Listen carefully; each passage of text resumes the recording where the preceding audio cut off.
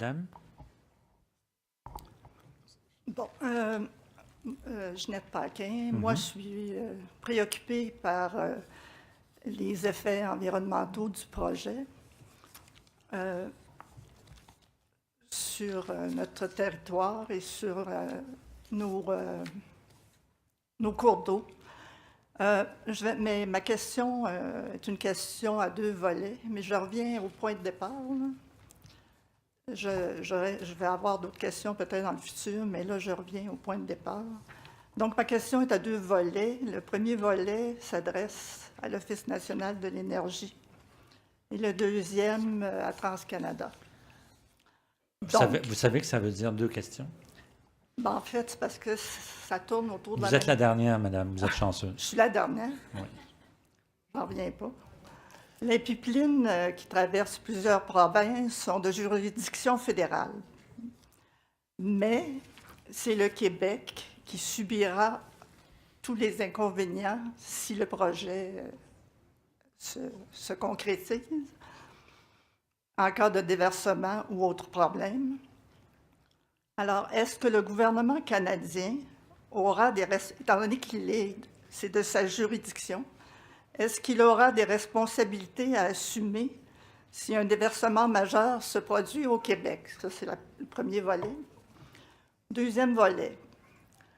Par ailleurs, la compagnie TransCanada s'attend à ce que le Québec accepte de laisser passer ces tuyaux sur son territoire avec tous les inconvénients qui s'en suivront, mais elle résiste à respecter les lois environnementales du Québec. Est-ce qu'on peut s'attendre d'une compagnie qui résiste à respecter nos lois aura du respect pour le Québec lorsque les problèmes et les déversements, s'il y en a, surgiront sur notre territoire? Qu'en pensez-vous? Si vous ne pouvez pas répondre pour maintenant, vous pourrez peut-être répondre pour l'avenir. Merci. Merci, madame. Je commencerai la question en l'envoyant à l'Office national de l'énergie. On l'a abordé un petit peu sur le bout des doigts aujourd'hui. Si un niveau de contamination entraîne des coûts astronomiques de l'ordre de 10 milliards de dollars, qui paye la note si ça arrive au Québec? C'est la compagnie Des 10 milliards? qui paierait la note, oui. Et si elle n'a pas les reins solides?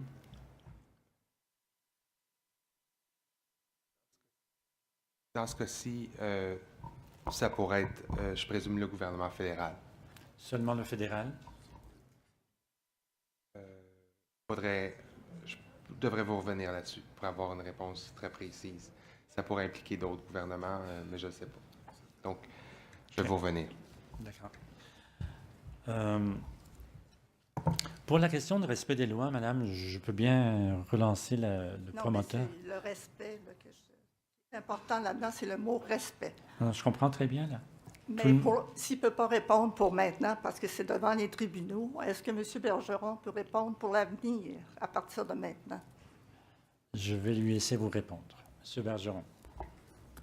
La réponse est oui. TransCanada a beaucoup de respect pour le Québec et les institutions du Québec. Et je vous dirais peut-être pour élaborer sur la question 31.1 versus 6,3, TransCanada est très ouverte à trouver une solution avec le gouvernement et c'est ce qu'on aimerait beaucoup faire dans les prochaines semaines, les prochains mois. Alors, merci. Ça va? Je vous remercie. Alors, Monsieur Delaunay. Alors, Monsieur Charlebois. Je comprends qu'il va y avoir une session où on pourra aborder ce sujet-là plus en détail. Donc, si je peux me permettre, je vais ajouter un élément de précision à ce que mon collègue a mentionné, peut-être juste pour nous éviter un devoir supplémentaire pour 10-48 heures.